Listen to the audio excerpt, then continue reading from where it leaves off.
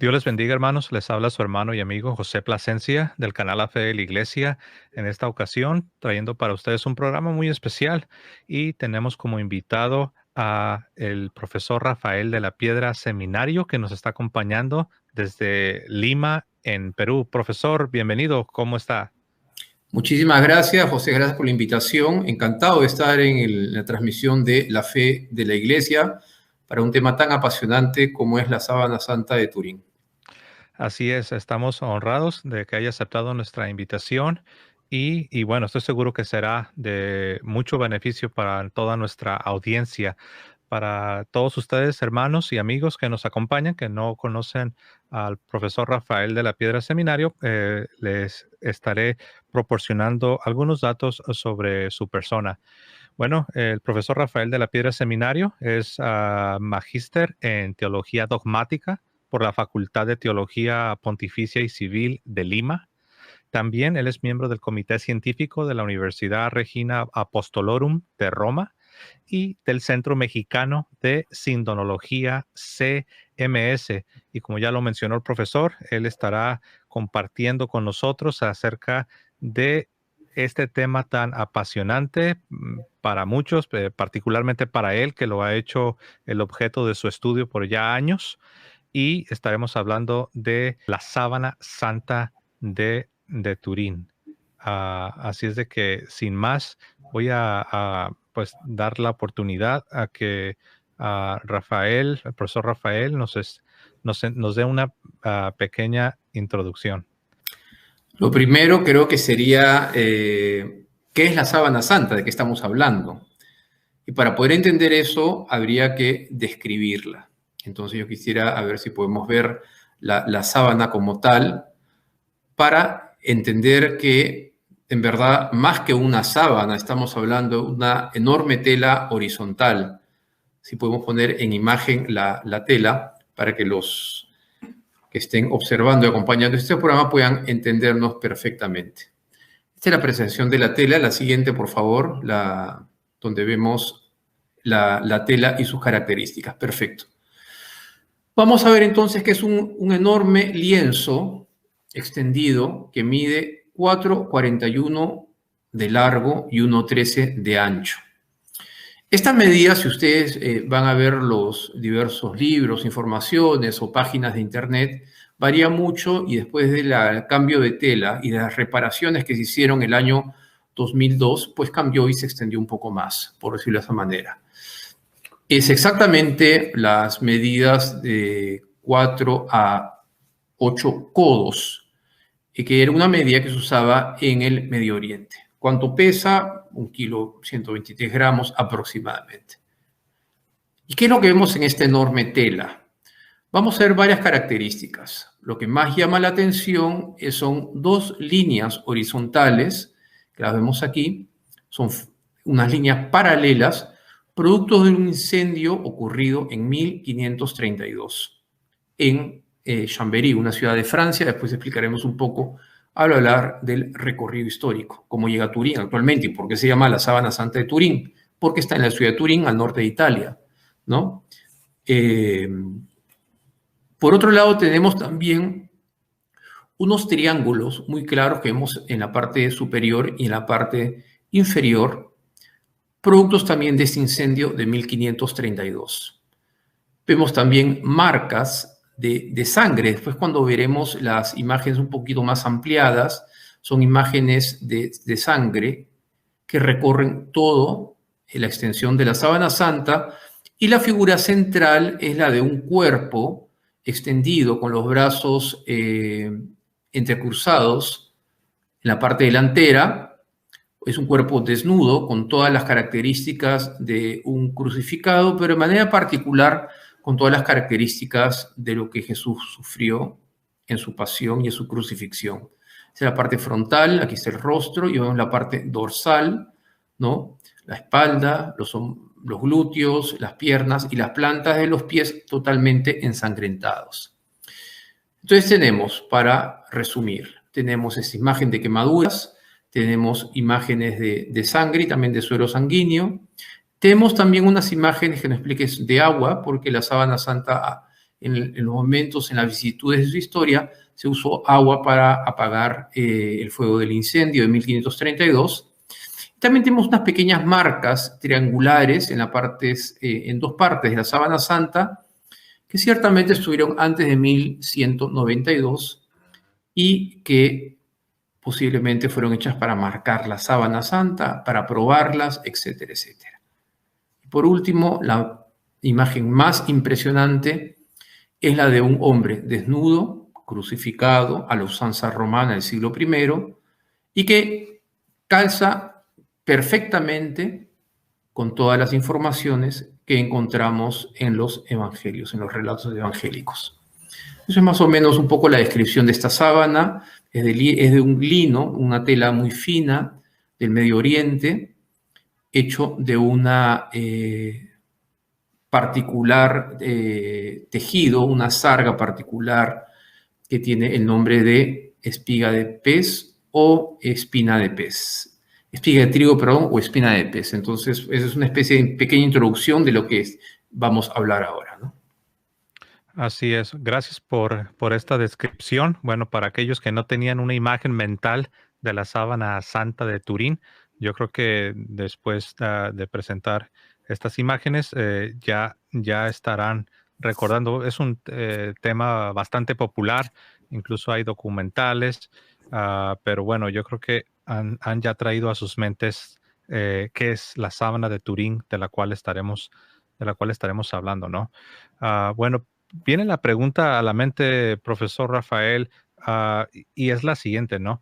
Usted ya básicamente nos ha dado esta descripción gráfica de qué es la sábana santa de Turín, pero digamos ahora, ¿cuál sería la importancia que viene a tener ah, esta sábana santa de Turín para todos nosotros los cristianos, sobre todo pues desde la perspectiva científica, ¿no? ¿Qué es exactamente o dónde radica el valor y la importancia de esta sábana santa de Turín? Es una excelente pregunta porque estamos hablando, ante todo, de un objeto. Es un lienzo, un enorme lienzo, que ha sido estudiado desde muchísimos años. Comienza a estudiarse desde la primera fotografía que se hizo en Turín. Un abogado turinés aficionado a la fotografía, estamos hablando de finales de 1800, toma una fotografía y lo que descubre es algo asombroso.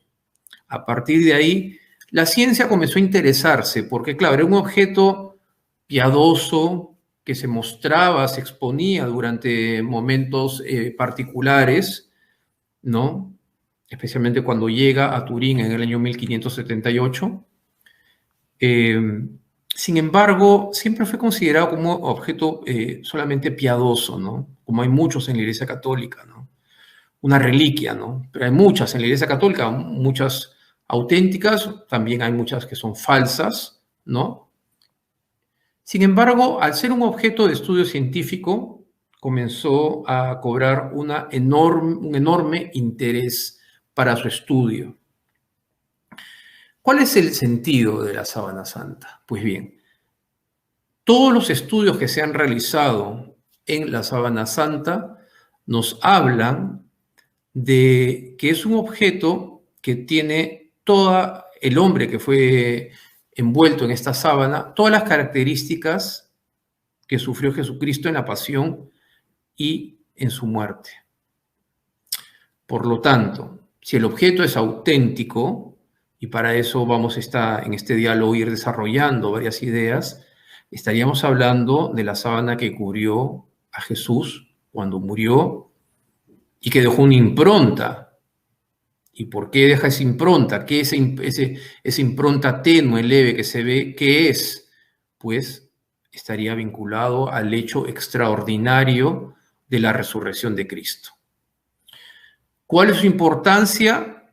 Juan Pablo II, que era un convencido de la autenticidad de la sábana santa, va a decir que es el quinto evangelio, que nos muestra detalles gráficos que no hablan los evangelios.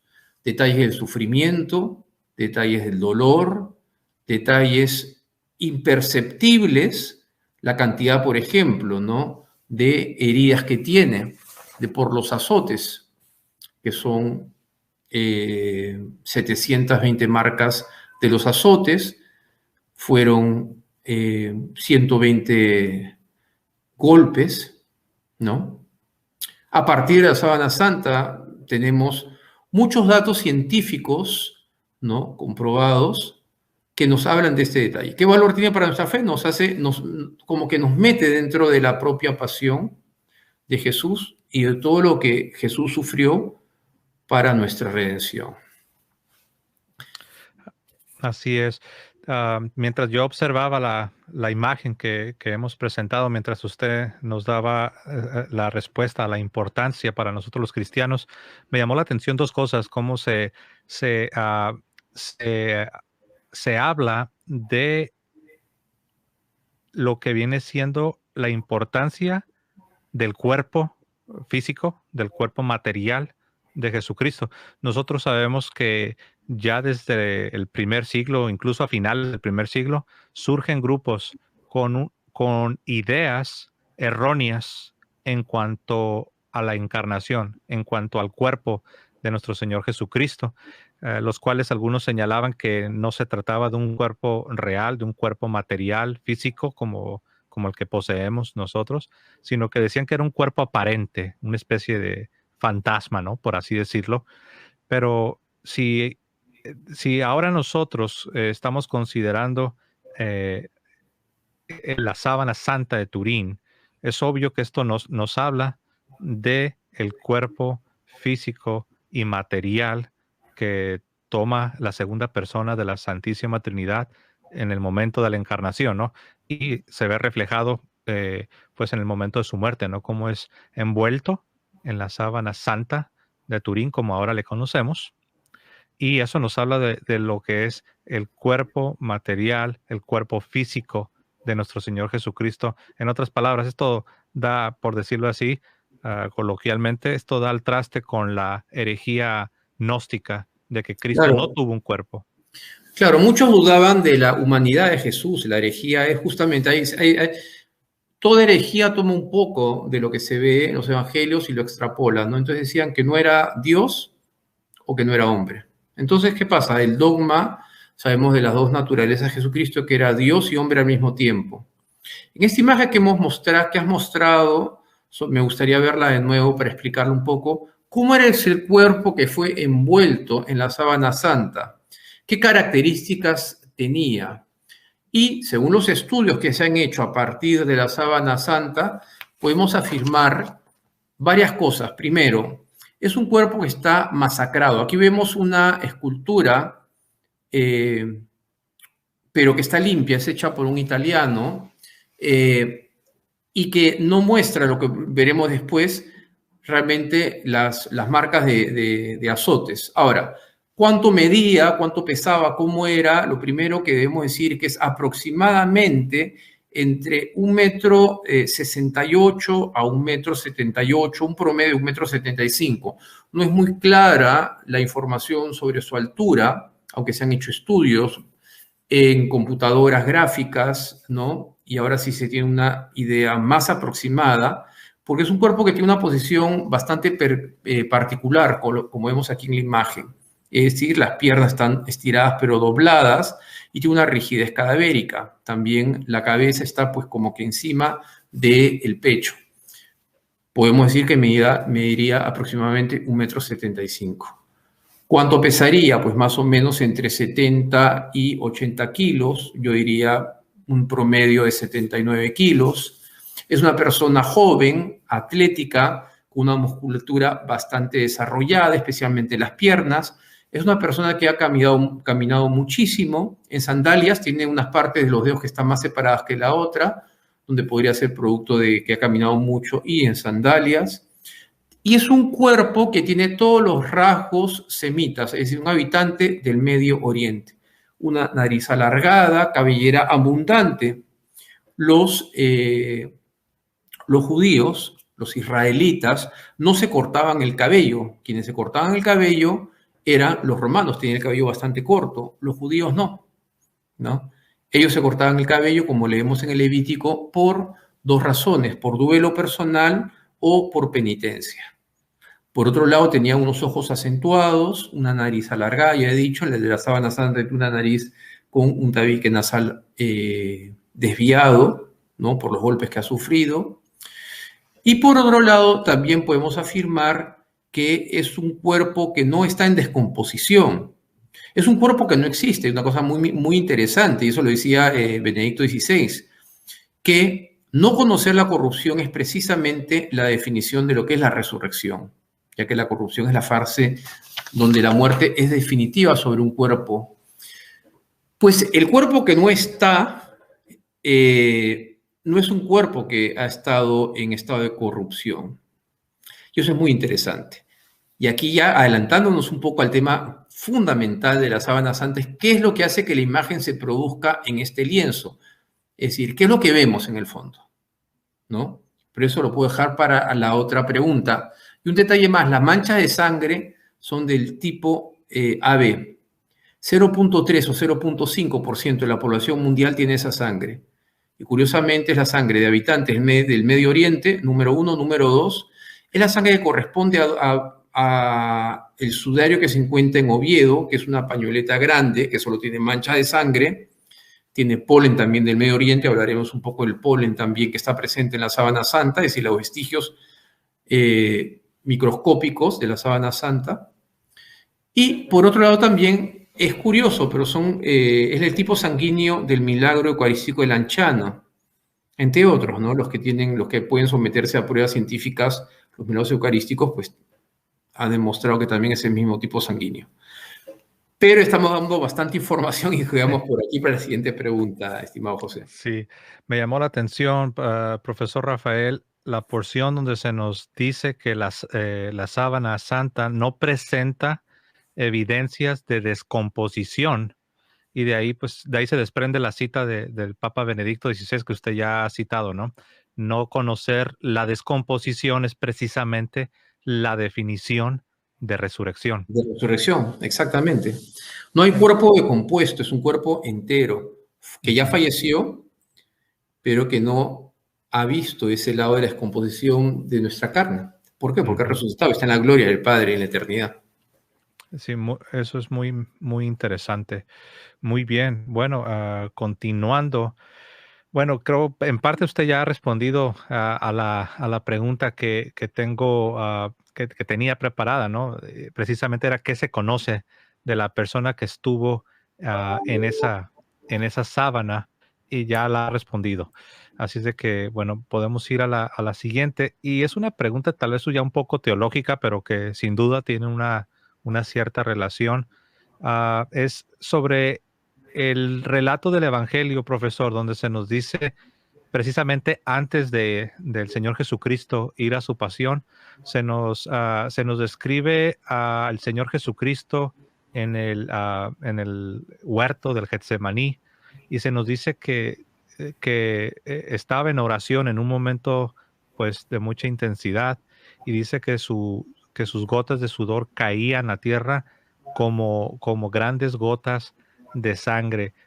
Aquí la pregunta es si esto tiene alguna relación con la sábana santa de Turín y si hay algo que los estudios científicos nos han arrojado, ¿no? Que tengan que ver con este evento.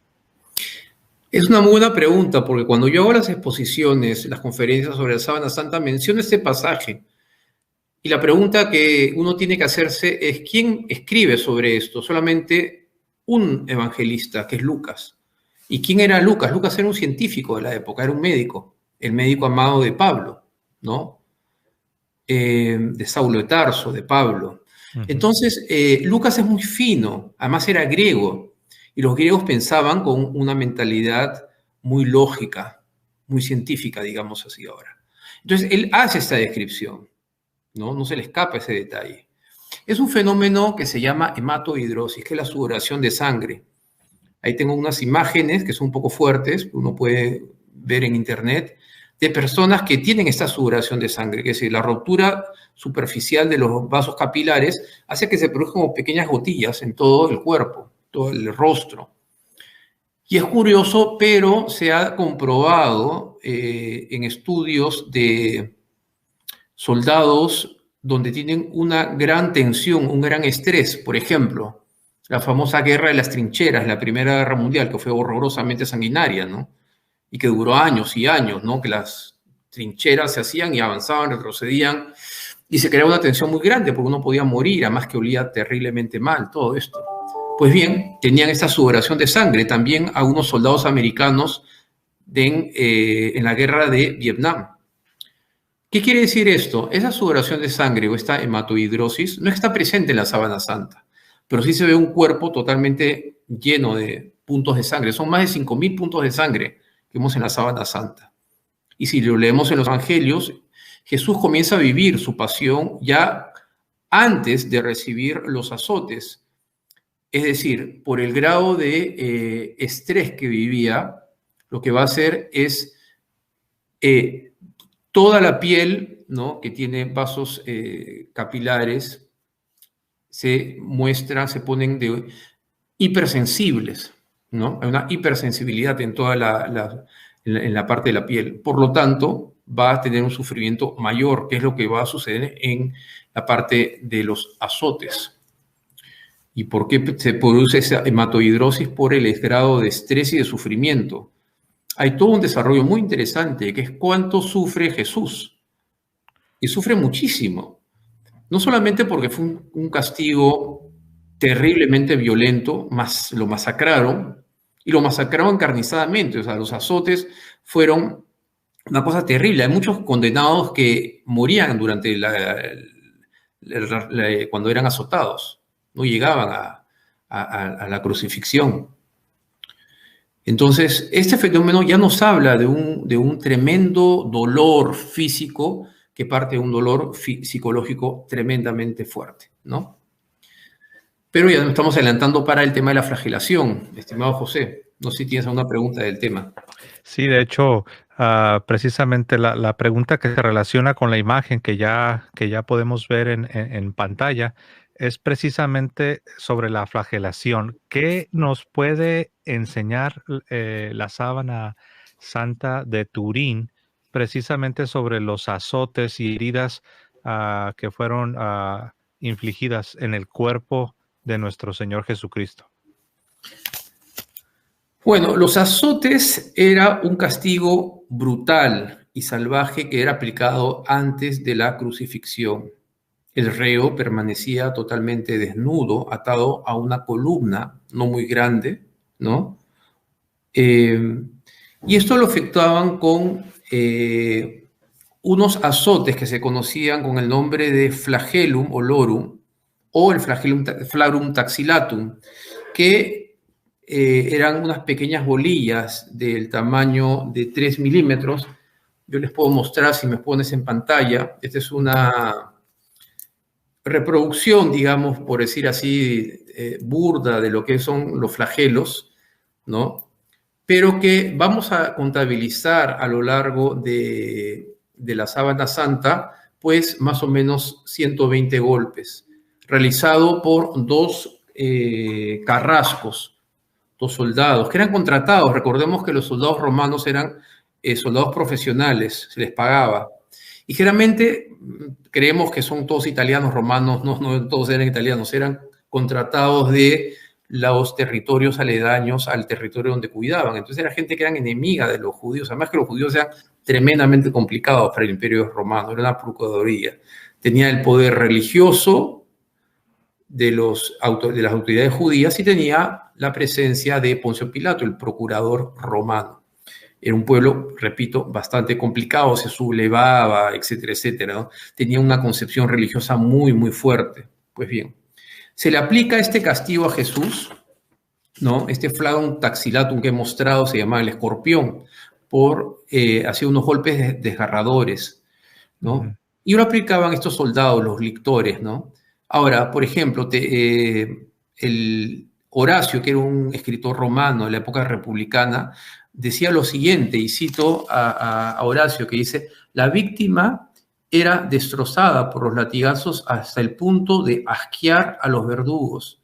cuando caen sobre sus cuerpos y los tejidos del reo en pedazos los salpican, ¿no? Y era una masa, digamos, de sangre, de músculos expuestos, ¿no? Las vísceras salían también a veces, era terrible, ¿no?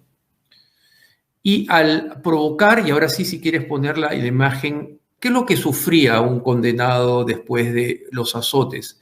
Pues habían tres órganos que sufrían muchísimos, que es lo que se llama la fisiopatología de la flagelación.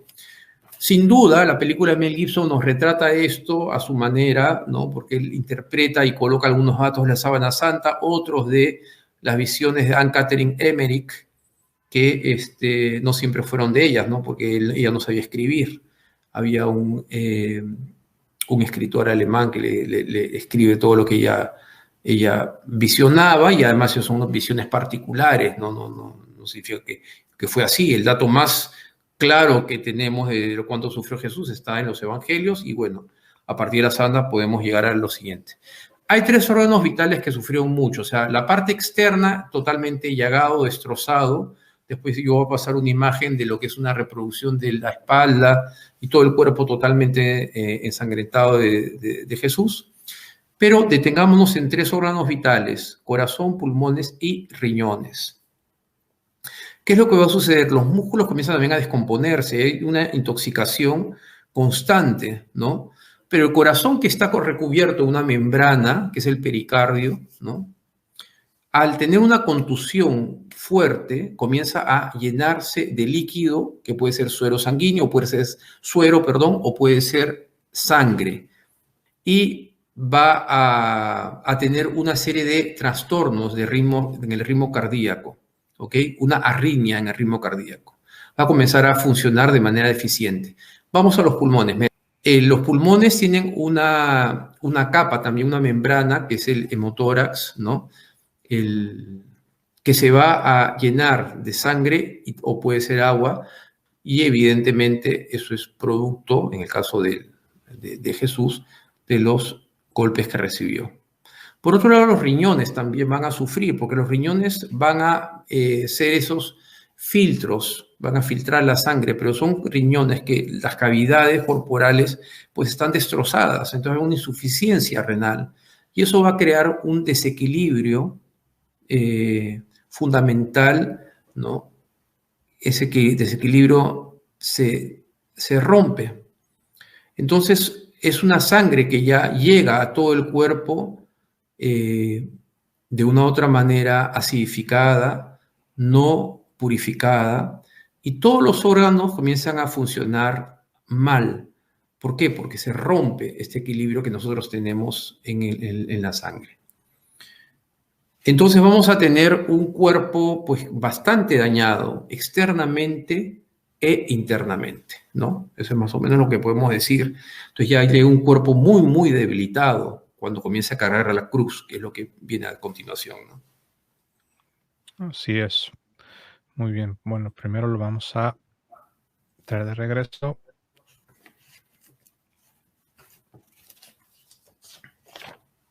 Muy bien. Muy buena explicación, porque nos ayuda a comprender lo que está ocurriendo en el cuerpo de nuestro Señor Jesucristo, lo cual, como hemos visto, tiene un reflejo impresionante en la sábana santa, de Turín. En verdad que es impresionante, ¿no? Ah, lo cual, pues, nos lleva a la siguiente pregunta, ah, que está obviamente conectada con la anterior, sobre la muerte en sí. Ya hemos visto lo que tiene que ver con el sufrimiento, con los azotes, con la pasión propiamente hablando. Pero ahora, en cuanto a la muerte del Señor Jesucristo, nosotros sabemos por el profeta Isaías, quien escribe aproximadamente en el siglo octavo antes de nuestro Señor Jesucristo, obviamente, en el capítulo 52 del libro del profeta Isaías, versos del 14 en adelante, se nos da una descripción del Mesías, del futuro Mesías en aquel tiempo, y es una descripción donde se nos dice que que el aspecto del Mesías no sería, quiero recordar las palabras exactas, donde dice que no tenía como aspecto humano. No parecía Ah, hombre. así es. Ah, ¿Qué nos dice la sábana santa de Turín, profesor, sobre esta profecía de Isaías 52 y sobre todo en relación a cómo muere finalmente el Señor Jesucristo? Hay dos momentos que también son importantes. Recuerda, yo diría tres momentos antes de llegar a la muerte. Primero, la coronación de espinas. Ujú. Muchas veces pensamos que la corona de espinas es una suerte de vincha que se coloca alrededor, y no es así. Mateo dice que se coloca encima, y este casquete o casco de espinas le produce dolores terribles. Toda esta parte del cuero cabelludo es sumamente irrigada de venas, arterias, terminaciones nerviosas, etcétera, etcétera. En la sábana santa podemos más o menos contar, porque no tenemos imágenes laterales, unos 80 incisiones en todo el cuero cabelludo. Y recordemos también que esa corona ha sido colocada por los soldados, por la soldadesca, y con un bastón comienzan a golpear y comienzan a burlarse de Jesús. Adivina quién te ha golpeado. Además ha sufrido bofetadas, ¿no?, de los soldados cuando Jesús no respondía directamente al sumo sacerdote. Se queda callado. Y eso va a exacerbar los ánimos. Entonces tenemos un rostro totalmente destrozado. Yo quería mostrar aquí una imagen de lo que es el rostro de la sábana santa. Ese es el negativo, ¿no?, que es tridimensional. Y eso quiero detener un poquito. Después de hablar del sufrimiento, quisiera hablar un poco más de algunos temas científicos. Ujú. Que todo esto acá está totalmente hinchado, o sea, el tabique nasal hinchado, las mejillas, toda la barba y el cuero cabelludo totalmente plagado de sangre. Es decir, ha sido azotado, ha sido golpeado, ha recibido la corona de espinas y finalmente ha llevado el travesaño o llamado patíbulum, que es la madero horizontal, al lugar del Calvario. ¿Cómo llevaba este travesaño? Y eso es una pregunta muy interesante. O sea, hay muchos tipos de crucifixiones, ¿no? Uno dice, más aún, los hermanos, los testigos de Jehová tienen una interpretación, muchos grupos cristianos también. A partir de la sábana santa podemos decir, porque eso es lo que se muestra y hace parte de la tradición y de la historia que estudia la sábana santa, lleva el patíbulo, el travesaño horizontal, y que pesaría alrededor de 50 kilos. Se le pone a Jesús una prenda, ¿no?, pero del lugar donde recibe el castigo al lugar donde fue crucificado, el Calvario, por los estudios geográficos está en Jerusalén, en Tierra Santa. Uno puede ver, son más o menos 600 metros. Y ha caído porque tiene todas las rodillas destrozadas, especialmente la rodilla izquierda, y tiene partículas de tierra, ¿no? Las plantas de los pies están totalmente ensangrentados, son dos heridas abiertas y que tienen polvo típico de las afueras de las murallas de la antigua ciudad de Jerusalén. Un polvo que es un carbonato cálcico, se llama aragonito.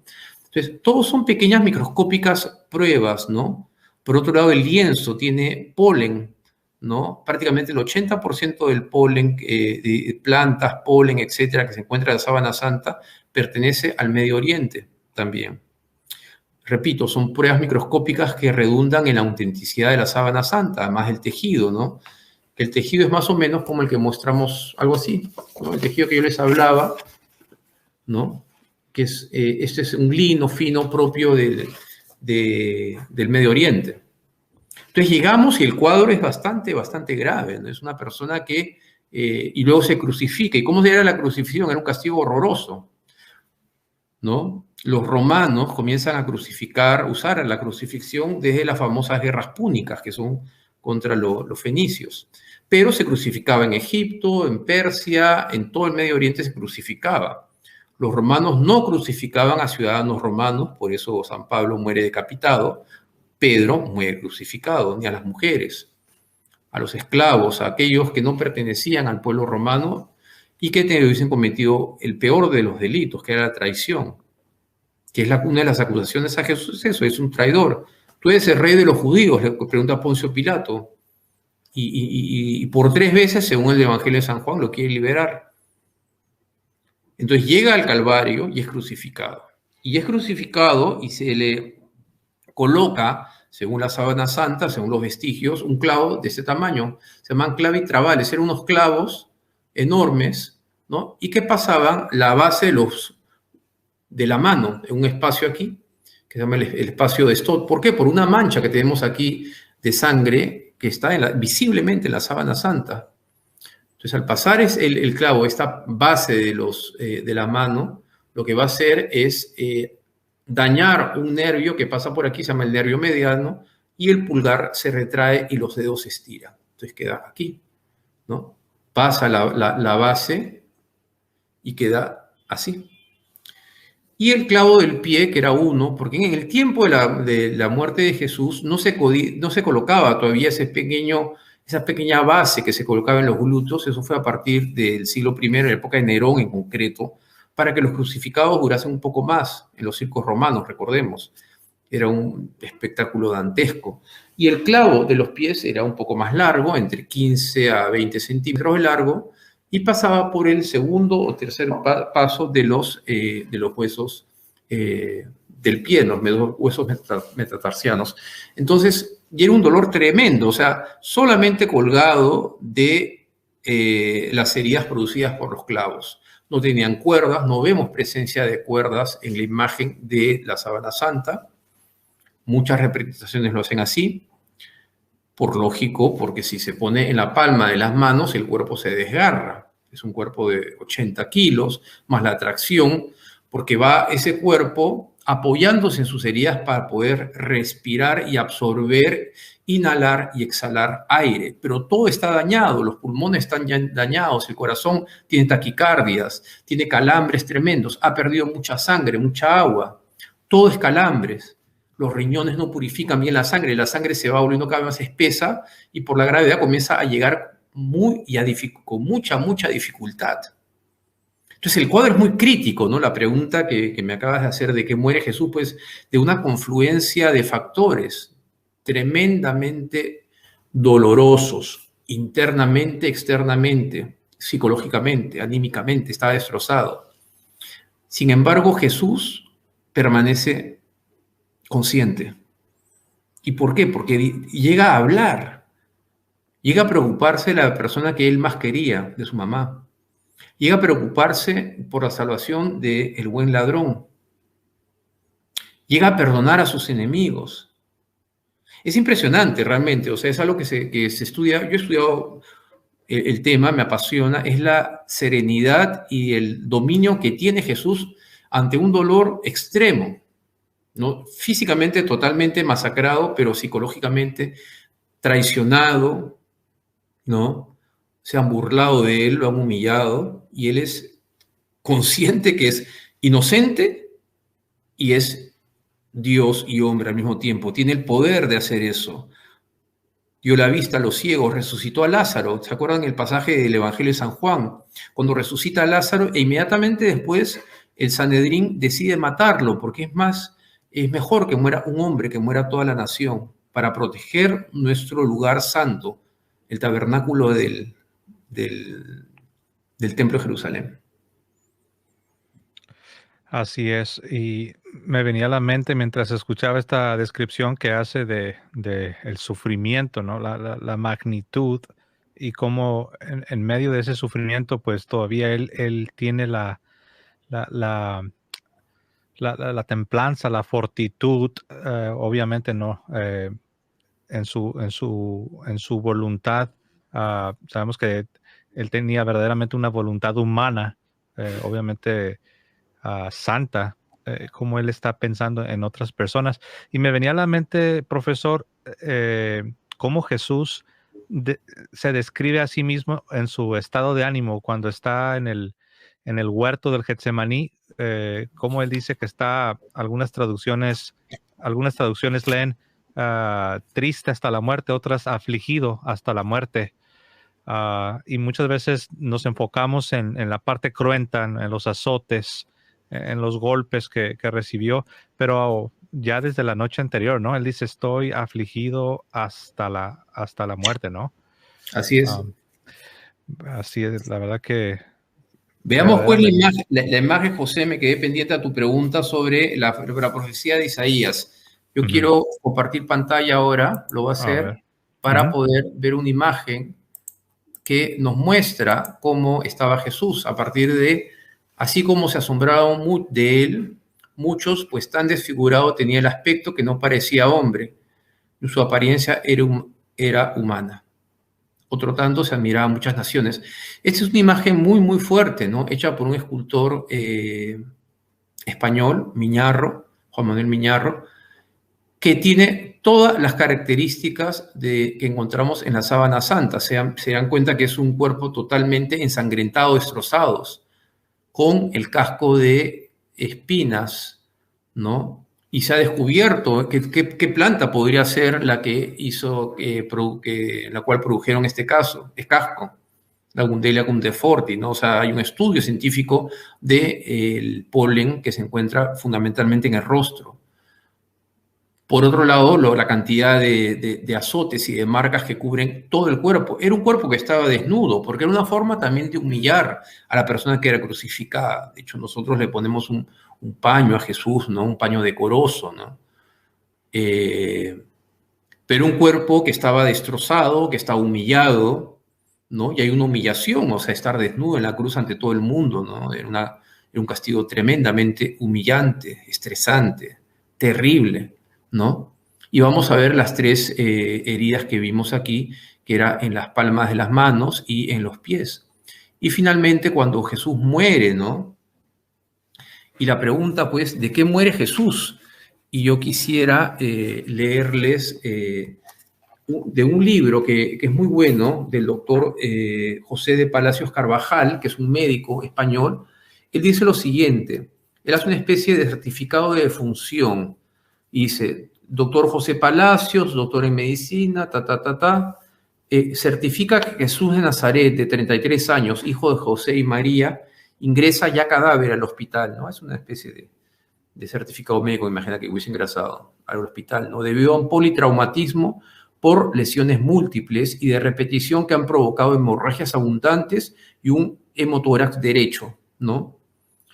Los pulmones totalmente llenos de sangre, dificultad para respirar. Todo ello se da lugar a un shock traumático irreversible en el que están presentes tres factores que han provocado la muerte. El factor hipovolémico, lo que dijimos, ¿no? Los pulmones llenos de sangre, esa membrana que recubre los pulmones llenos de sangre y de suero. El nervioso, los nervios totalmente dañados, y el tóxico, se va intoxicando cuando va respirando. Todo ello complicado por una insuficiencia respiratoria mecánica, ¿no? Y una insuficiencia cardíaca. Entonces, vamos a tener un cuadro muy complejo en el crucificado. Yo he leído muchas veces que hay una teoría que tuvo un infarto, pero yo me tiendo a pensar más como el doctor en este libro, que se los recomiendo, que se llama La Sábana Santa, estudio de un cirujano, de José de Palacios Carvajal. Es muy bueno, hay muchos libros muy interesantes, hay unos libros que no son tan buenos. Y finalmente, la lanza al costado derecho, que es algo así como esto que vemos aquí, es una lanza que pasa el quinto y el sexto espacio intercostal. Los romanos quieren certificar que Jesús ha muerto y murió, acuérdense, después muy rápido. Bueno, estaba totalmente destrozado. Los otros ladrones se les quebraron las piernas, el fémur de la pierna, para que puedan caer y mueran inmediatamente, pues no tienen cómo respirar. Jesús ya no.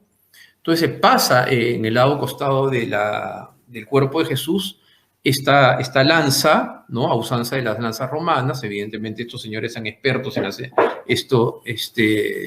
realizar este acto, que certificaba la muerte de Jesús. Y eso crea una profunda, una huella de sangre que está en la sábana santa y que podemos verla, que mide más o menos 15 centímetros de largo, que tiene sangre y suero sanguíneo, es decir, destrozó todo el tejido que pasaba, tejido externo, pulmones, etcétera, hasta llegar a esta membrana que recubre el pericardio, que recubre el corazón. Sale la lanza y sale con un chorro muy grande de sangre. Sale sangre y suero sanguíneo. ¿Qué es lo que describe Juan? Juan, que es testigo de este hecho, dice que vio sangre y agua, que es el símbolo de los sacramentos, ¿no? La unión de la divinidad y la humanidad de Jesús. Así es. Hay una preguntita que pasé por alto.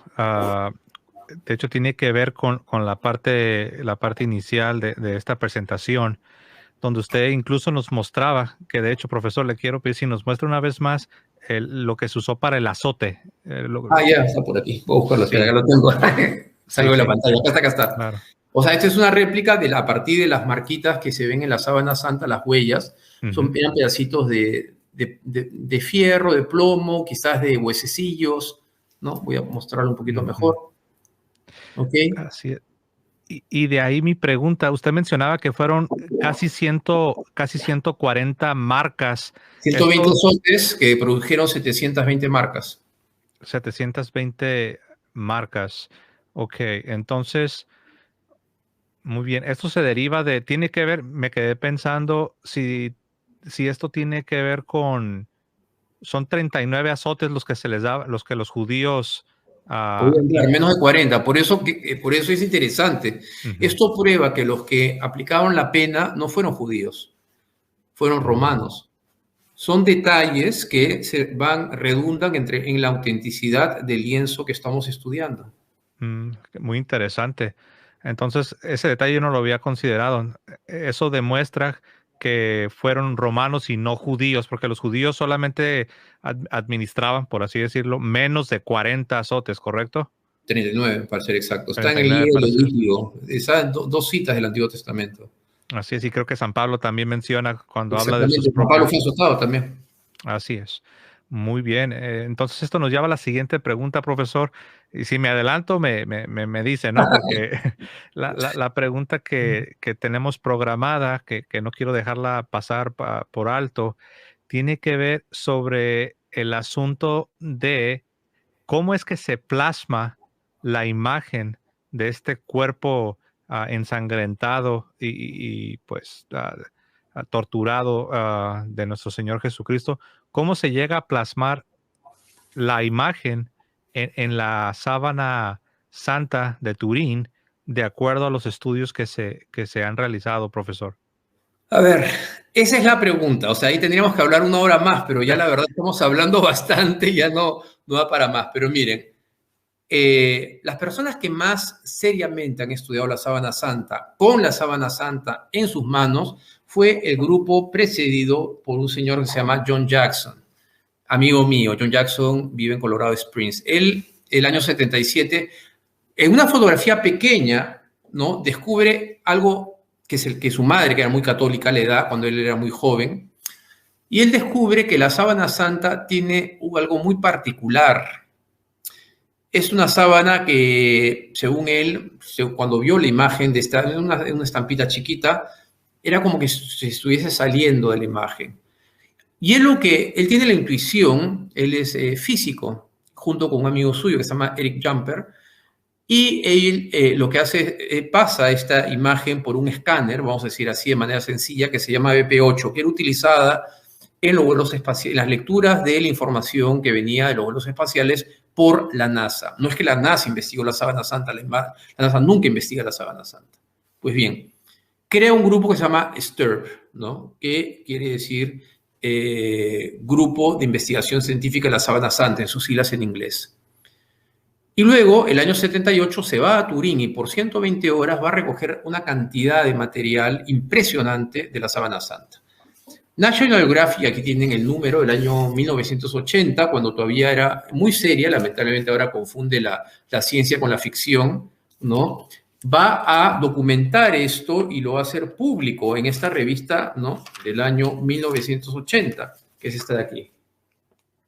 Entonces lo que John hace es recoge materiales y comienzan a publicar.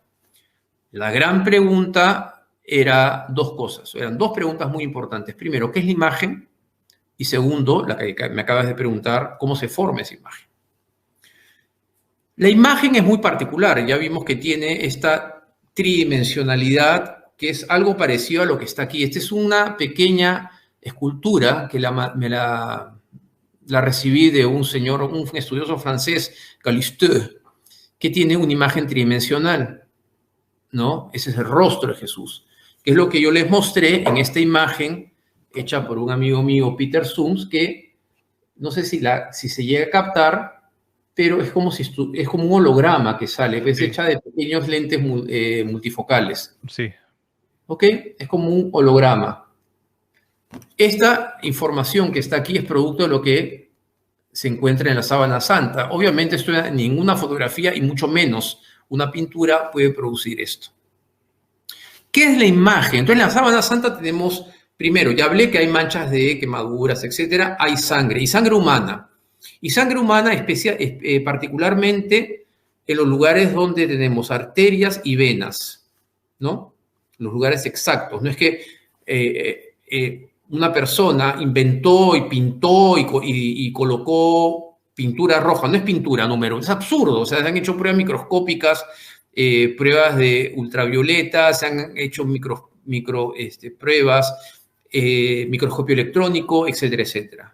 ¿Y qué se descubrieron? Glóbulos rojos humanos, ¿no? Una sangre humana, tipo AB, como dije. Rica en bilirrubina porque es un cuerpo que ha estado muy golpeado y la bilirrubina se produce cuando hay dificultad para, no quiero hacerlo muy largo, pero transmitir y llevar el oxígeno a los tejidos del cuerpo humano. ¿Ok? Todo va sumando y si podemos quedar a hablar, que hablaríamos 3 horas, pero vamos poco a poco.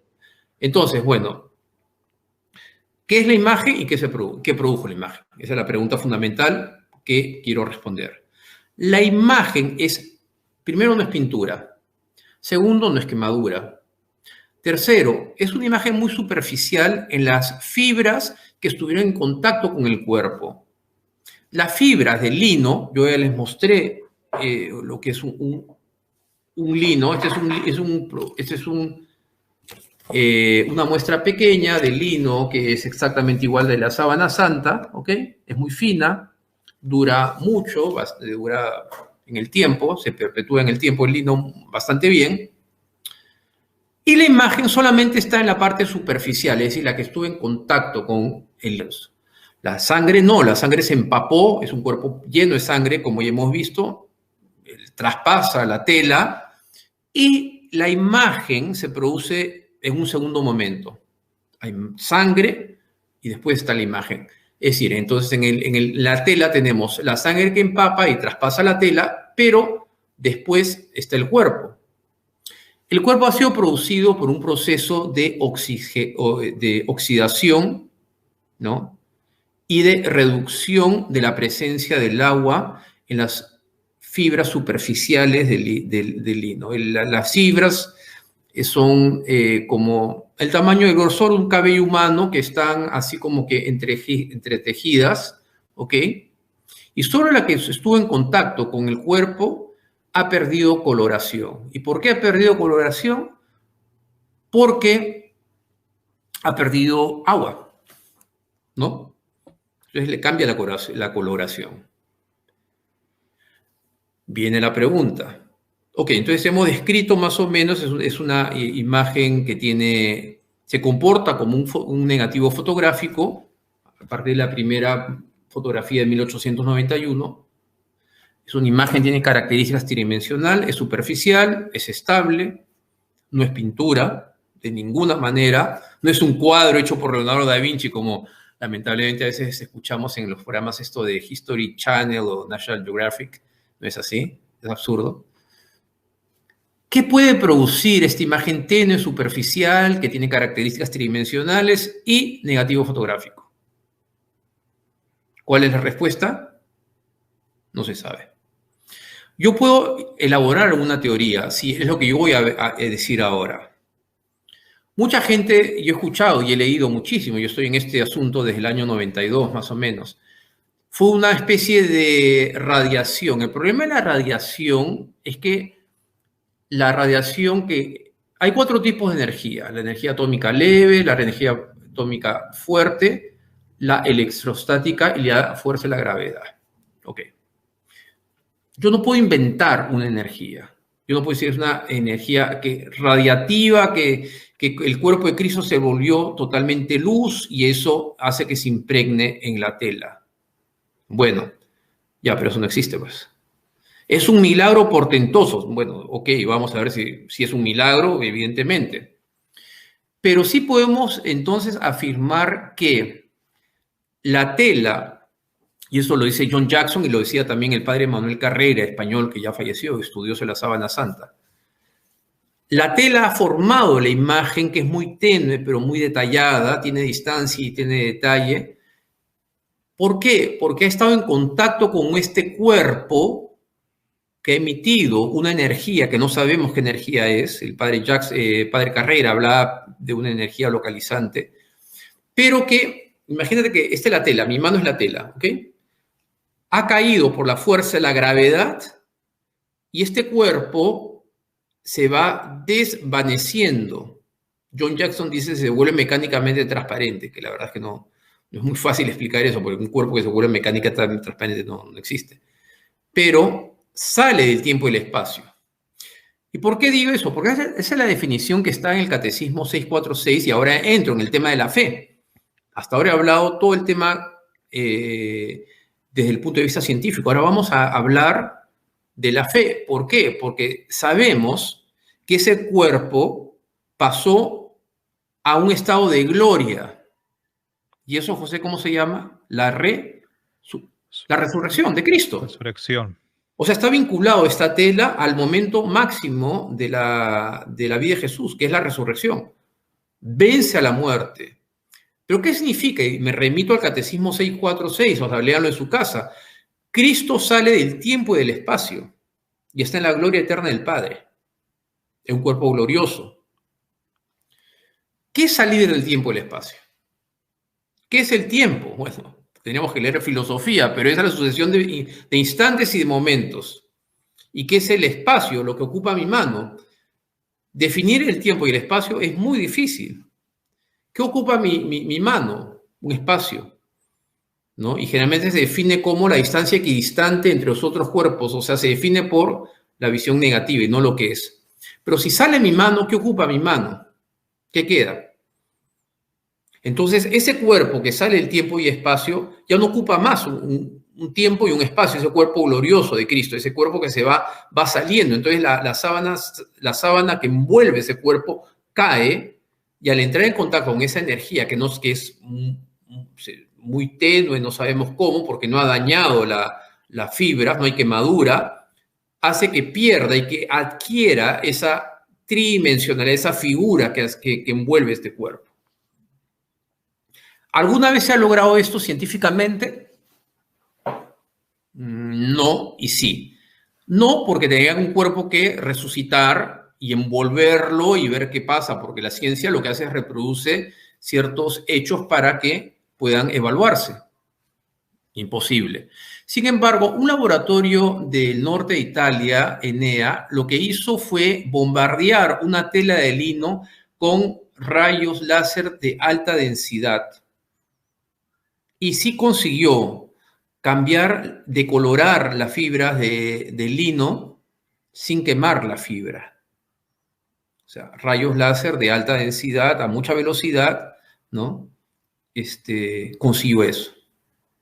Ahora pregunto, ¿un cadáver puede hacer eso? No. No existe nada parecido a la sábana santa de Turín. Nada, no existe nada, un objeto no existe. Y estos señores dijeron, estaba Di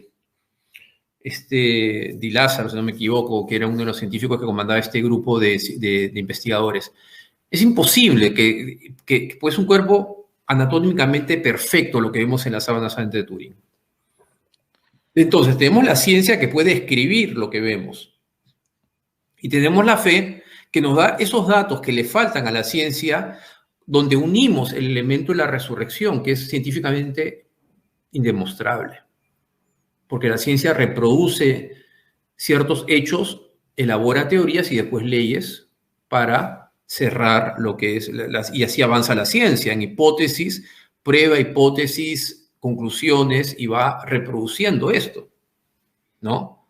Se fundamenta en la observación de fenómenos evidentemente reproducibles y observables.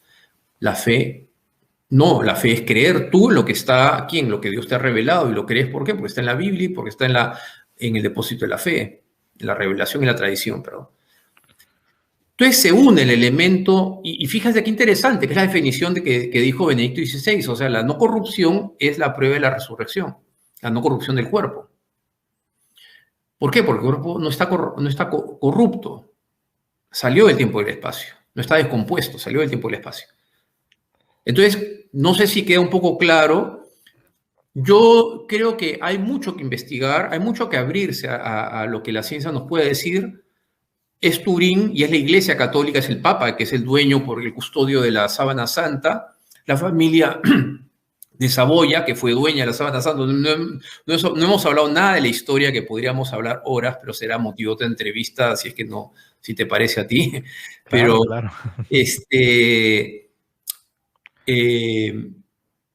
Juan Pablo II recibe de donación la Sábana Santa y ahora es el pontífice, el Papa Francisco, el propietario, digamos, de la Sábana Santa, ¿no? Y el custodio es el arzobispo de Turín. En Turín hay un comité científico, hasta hace poco fue el profesor Bruno Barberis, gran amigo mío, el que era el presidente de este comité científico.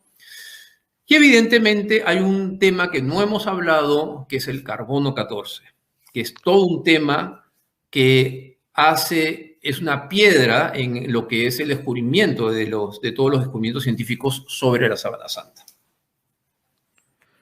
Ahí tenemos en pantalla precisamente lo que se relaciona con lo del el carbono 14, la prueba que se le aplicó, ¿no? Que nos lleva a la siguiente pregunta, ¿no? Usted ya habló de entre comillas, por decirlo así, este tropiezo, ¿no? En el estudio, en los diversos estudios científicos que se le han aplicado a la Sábana Santa de Turín.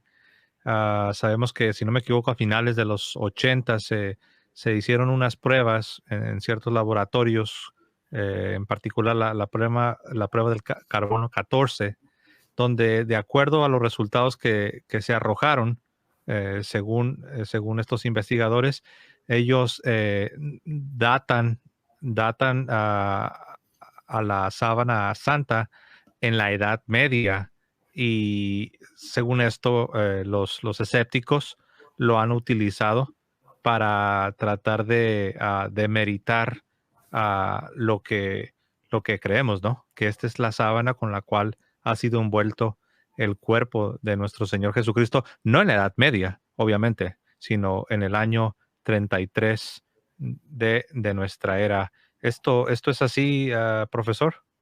Sí, efectivamente. Lo que pasa es que ya desde antes del grupo STURP, o sea, del año 78, se buscaba hacer una prueba científica sobre la datación de la antigüedad de la tela.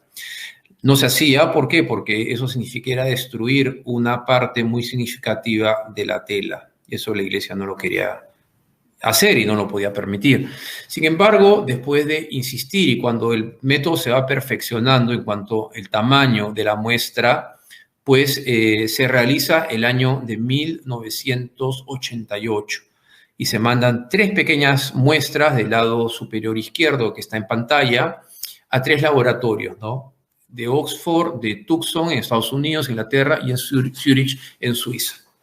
Y aplicando el mismo método de datación, porque ahora hay varios tipos para datar un objeto antiguo, el resultado salió el año que la tela es del año 1260, 1390 después de Cristo, es decir, siglo XIII y siglo XIV. Entonces la pregunta es, ¿qué pasó? ¿No? Y aquí tenemos un patamar de posibilidades. Vayamos a lo más concreto y a lo más fácil de entender. Lo primero es que el 10% de todo lo que se encuentra en la Sábana Santa es producto de contaminación que ha sufrido a lo largo de toda su historia. Segundo, la datación nunca es un examen determinante. Hay crasos errores en dataciones, por ejemplo, de Manchester, en momias egipcias. Resulta que las telas que envolvieron momias egipcias eran muchísimo más jóvenes que los huesos que estaban dentro de las telas, cosa que es absurdo. O de cascovikingos, o de conchas, por ejemplo, muy antiguas, ¿no? O etcétera, etcétera. O sea, un arqueólogo, ¿no? Y un científico sabe que no es una prueba definitiva, sino referencial. Muy buena, sí, pero referencial. Segundo, podemos decir que la muestra es significativa, pues para que la muestra sea significativa en la Sábana Santa se debieron de coger de varios lugares de esta enorme tela. Se cogió de un mismo lugar, evidentemente iba a salir en la misma fecha. ¿Qué pudo haber pasado? Pues hay unos que hablan que es una parte que no era significativa porque era altamente contaminada. También se deduce que puede, eso es una teoría de uno de los laboratorios, ¿no? El de Oxford, que puede haber sido contaminada por el incendio en 1532, que elevó la cantidad de carbono en las fibras. Y hay otra teoría que nos habla de que puede haber sido un surcido medieval. ¿Por qué? Porque hay los colores, la coloración particularmente ese pedazo, está como que impregnado de una sustancia producida en la Edad Media, ¿no? Perdón, una especie de almidón. Disculpen. Entonces, es interesante porque yo creo que la prueba del carbono 14 u otra prueba de datación tendría que repetirse, porque todas las otras pruebas que hemos hablado de la tela, el tejido, del polen microscópico, de la presencia de plantas, hemos hablado de todos los rasgos que encontramos en la Sábana Santa, el negativo fotográfico, la característica tridimensional de la imagen y lo que es la imagen irreproducible actualmente. ¿Cómo puede haber sido producido en la Edad Media? Imposible. No se habla. Bueno, vuelvo a repetir el tema de Leonardo da Vinci, ¿no? Pero la tela llegó a Europa en el 1355, es decir, casi 100 años antes que naciese Leonardo da Vinci. Imposible, pues, ¿no? Y está totalmente documentada. Cuando llega a Francia, hasta que llega a Italia, está absolutamente documentada todo su paso por lugares donde estuvo. Entonces, es un examen que tiene que ser repetido. Tiene que abrirnos nosotros a la evidencia científica y no cerrarnos. Hay hasta teorías de la conspiración, ¿no? Que era la conspiración masónica, no sé, que querían destruir la Sábana Santa y etcétera, etcétera. Mira, la verdad es que he leído de todo. Yo me restrinjo a lo que es la información científica. Es una prueba, repito, que puede tener un margen de error, especialmente en tejidos altamente contaminados, y que habría que ver qué es lo que realmente sucedió. Así es. Pues entonces, digamos, se podría decir, profesor, que este asunto de la datación con el carbono 14 es algo que todavía está siendo, no es definitivo, no podemos decir que obviamente que son definitivos los resultados de esos estudios en 1988. Es algo que todavía ha continuado. De hecho, después de esos estudios, profesor, ya no se han realizado. El Vaticano ya no ha dado permiso para realizar otros estudios de carbono 14. No, oficialmente no, lamentablemente no. ¿Por qué? Porque yo creo que hizo mucho daño a la credibilidad de la tela del sudario. Entonces, si bien el año 2002 se sacaron muchas muestras, porque el año 2002 lo que se hizo fue se cambió la tela de atrás, que es una tela de Holanda de soporte, y se cambiaron los parches que vemos. Aquí tengo una foto, pero creo que esta foto ya no tiene los parches, ¿no? O sea, este es de la Sábana Santa, y vamos a ver aquí unos triángulos que pueden ser observados, que están aquí. Son unos triángulos muy claros que eran antes corporales, que se colocaron en la Sábana Santa el año 1534 por unas monjas clarisas que cosieron rezando unos corporales, que es la tela para celebrar la Santa Misa. Se retiraron y se retiró mucho material valiosísimo que está clasificado, que lo tiene Turín y que valdría la pena hacer un protocolo de investigación científica para poder realmente tener más información certera sobre la datación. ¿Está en las manos del Comité Científico de Turín? Sí. ¿Se podría hacer? Sí se podría hacer. Pero bueno, vamos a ver, vamos a esperar que las condiciones sean adecuadas para realizar esto. Muy interesante. Entonces, bueno, eso ya dependería de que el Vaticano dé su permiso, ¿no? Para continuar con con el otro estudio, ¿no? Más avanzado, más holístico, ¿no? Por decirlo así. Cuando digo holístico me refiero que comprenda diferentes fragmentos del manto de la sábana santa, perdón, y no solo, porque esto usted dice que todos los fragmentos se tomaron de una porción muy particular, ¿no? De la sábana santa. Sí, la parte superior y obviamente lo que tiene lo que está en propiedad ahora del Comité Científico de Turín, que Ujú. son unas pequeñas cápsulas, ¿no? Se recogió material de prácticamente toda la extensión de la Sábana Santa. Ese material es muy valioso. Había que hacer un Aquí, protocolo científico y que el Papa lo apruebe, que se presente el arzobispo de Turín, que lo apruebe y que el Papa finalmente lo apruebe. perfecto. Me venía a la mente, profesor, cuando tocamos este punto, ¿no? Pero también, quizás, no sé, quizás adelantándome a alguna objeción que alguien pudiera presentar, me refiero a alguien en la audiencia, no en el campo, en el campo de la investigación profesional, que seguramente lo han hecho. El asunto de que quizás las investigaciones que se han llevado a cabo por parte de científicos que am, que han dado validez a lo que nosotros creemos que es el manto que envuelve el cuerpo del Señor Jesucristo después de morir.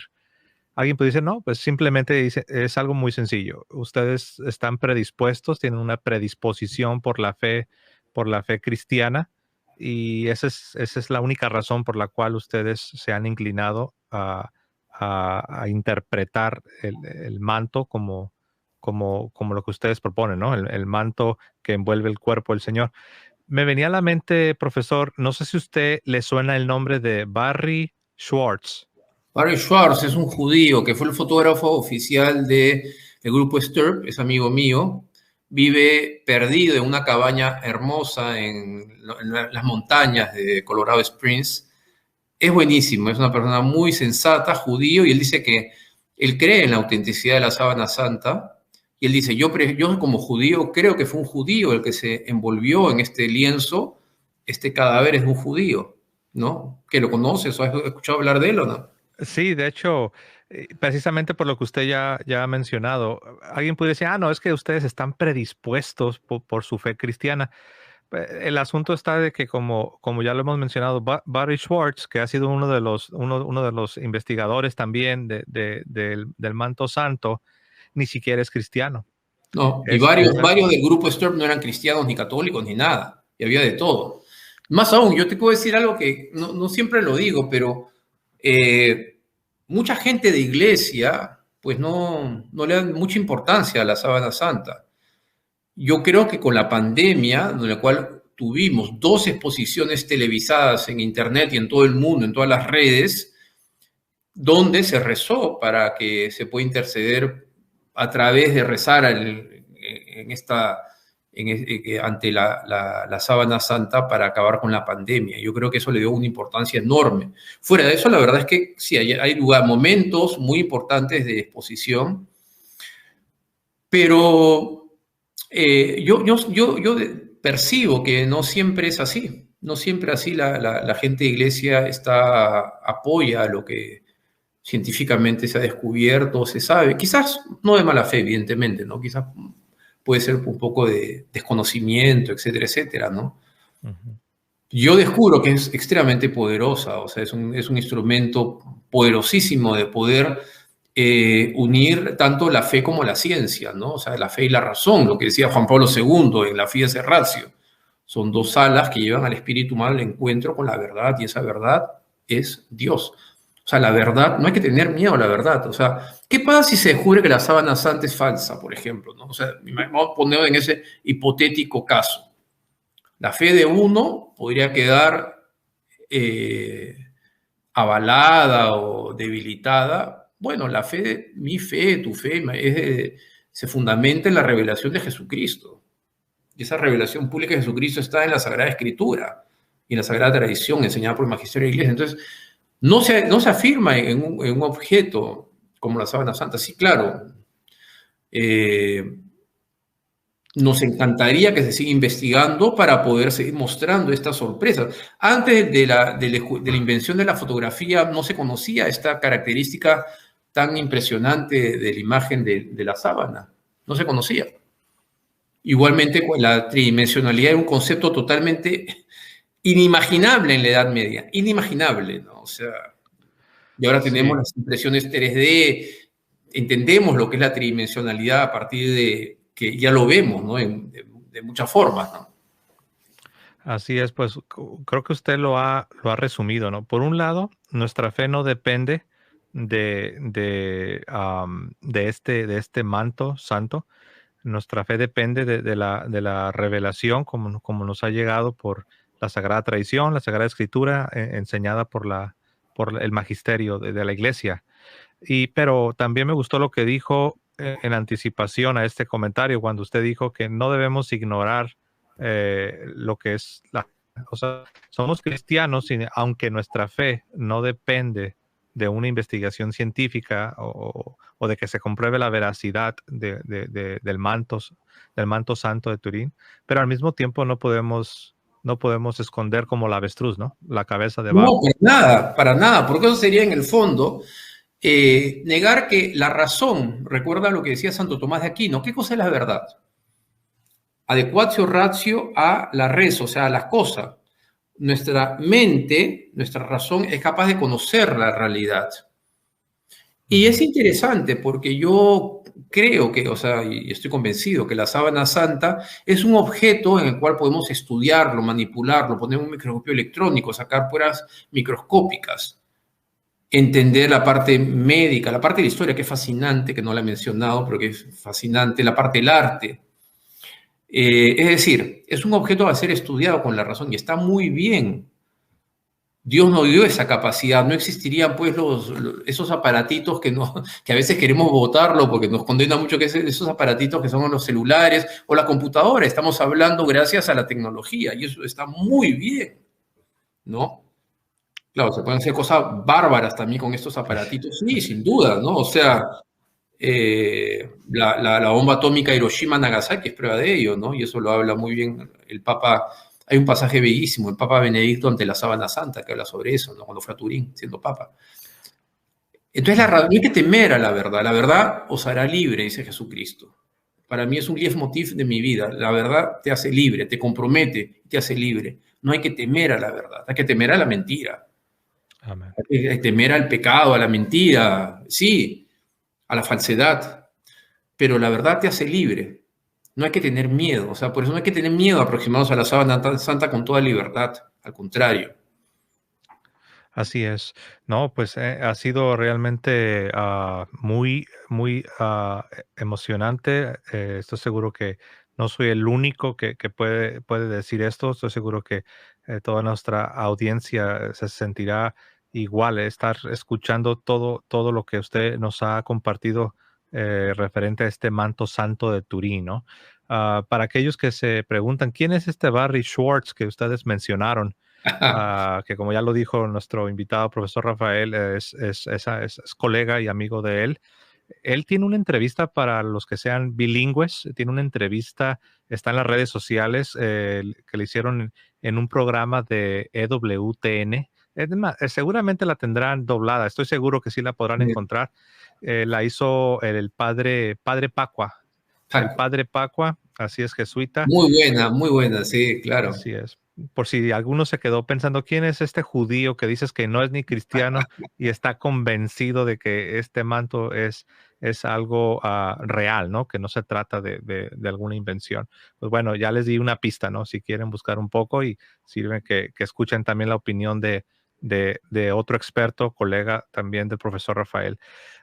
Muy bien, profesor Rafael, lo voy a dejar que diga, no sé, sus palabras finales y ya para despedir el programa.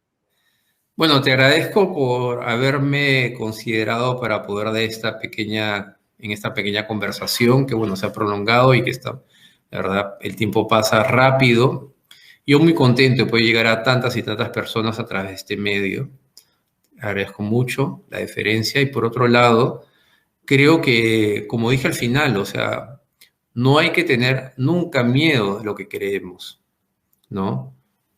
Eh, los últimos papas, incluyendo el Papa Francisco que ha estado en Turín, han promovido muchísimo lo que es la veneración de la sábana santa. Veneración es un espíritu de profunda reverencia ante las cosas, ¿no? Y en este caso estamos hablando de una reverencia ante un objeto que, como dice la ciencia, apunta a su autenticidad. Es decir, tendríamos el manto de Jesucristo que envolvió a Jesucristo entre nosotros. Y quisiera acabar mostrando algo muy pequeño, pero que para mí es lo más valioso que yo tengo de todo lo que he estudiado, que es esto acá, que es una tela, pero es una tela sencilla. Es una tela en la cual reposó la sábana santa original después de un incendio, por una parte de la historia de la sábana santa que no comenté, donde prácticamente casi se pierde, ¿no? Y cuando la abrieron para ver si estaba intacta, y gracias a Dios estaba intacta, pues la colocaron encima de esta pequeña tela que estoy mostrando, ¿no? Entonces, sería, pues, si es una reliquia de la pasión, esta sería también una reliquia por contacto. Wow. Creo que nuestra fe se alimenta mucho de lo que podamos nosotros adherirnos, y adherirnos de corazón, pero también con la razón, ¿no? No hay que tener miedo a la verdad, ¿no? De ninguna manera. Y nada, nuevamente te agradezco muchísimo la invitación de poder haber compartido esta noche con toda tu audiencia, ¿no? Así es, me ha gustado esta última frase, no sé si lo hizo a propósito, pero es una rima, ¿no? De corazón, pero con la razón. No lo había pensado antes. Sí, de hecho, cuando lo escuché dije, esto suena a rima, dije de corazón, pero con la razón. Claro que sí. Profesor, a nombre de toda la audiencia, gracias por su generosidad en utilizar de su tiempo para compartirnos este tema tan apasionante. Y profesor, hablando de apasionante, si hay alguien que se ha enganchado con el tema y no sé, quieren seguir lo que usted publica, ¿hay alguna red social donde usted publica algo? Yo tengo dos redes sociales, una que es personal en una website que se llama razonesparacreer.com, o sea, www.razonesparaCreer.com. La vengo haciendo hace muchísimo tiempo, ahora por el trabajo que hago, a veces no siempre se actualiza con la frecuencia que era antes. Hay temas muy bonitos de la Sábana Santa, entre otros, también temas de razón, de cultura, meditaciones bíblicas que las publico todas las semanas. Pero de donde el centro en el cual yo hago parte activamente se llama el Centro Mexicano de Sindonología, porque síndone, que es el nombre que viene del griego, significa sábana, que también fue asumido en el latín. Centro Mexicano de Sindonología. Y una vez al mes tenemos foros o coloquios virtuales ahora, ¿no? Muy, muy buenos. El día sábado ahora tuvimos un excelente que se llamó ¿Cómo falsificar la sábana santa? Y es curioso, pero fue buenísimo, ¿no? O sea, todas las teorías contra la sábana santa las expusimos, las hablamos, las dialogamos y fue simpaticísimo, fue muy bueno. Muy Entonces, interesante. Centro Mexicano de Sindonología, el CMS, ustedes busquen en internet, lo van a encontrar, y en Facebook también. Todos los meses hay coloquios virtuales, foros virtuales, conferencias, hasta retiros durante la Semana Santa. Es un centro muy activo al cual yo pertenezco con mucho orgullo y mucha honra, ¿no? Y a México, tú eres mexicano, Dios quiera, el próximo año también estaremos ahí. Hay congresos también anuales o bianuales, dependiendo. Es muy activo, se los recomiendo muchísimo. Gente muy buena, Centro Mexicano de Sindonología. Pues ahí lo tienen, hermanos. Creo que nos ha dado una muy buena recomendación el profesor Rafael. Y bueno, les animamos a todos ustedes que nos están acompañando. Compartan este programa con sus familias, con sus amigos en sus redes sociales para que otros también puedan beneficiarse del contenido de este programa. Y bueno, una vez más, profesor, gracias. Y bueno, me voy a despedir como siempre lo hago en este programa. Que viva Cristo Rey y que viva Santa María siempre Virgen. Hasta Que luego, viva. hermanos. Gracias.